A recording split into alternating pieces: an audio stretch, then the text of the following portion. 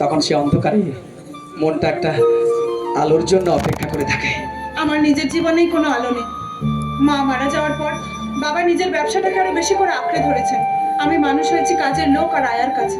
তারপর একদিন এই বস্তির বাচ্চাগুলোর কাছে আসার পর না, আমি আবার নতুন করে প্রাণ ফিরে পেয়েছি। তাহলে সে প্রাণের টানে নিজের পথে এগিয়ে যাও। আমার সেই পথটা যে এক ভালোবাসার মন্দিরে এসে মিশে যেতে চাইছে।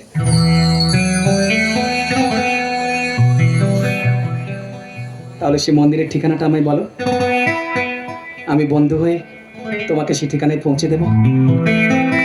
কেন বুঝতে পারছো না?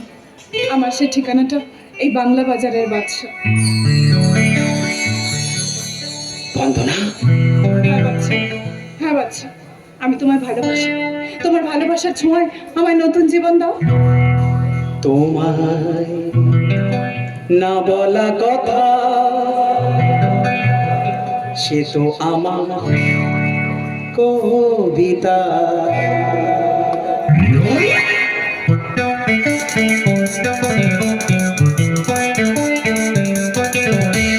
যে কথার শুরু চোখে প্রথম তোমায় দেখে মন চাই তোমায় বলি, একবার কাছে দেখে তবু আজ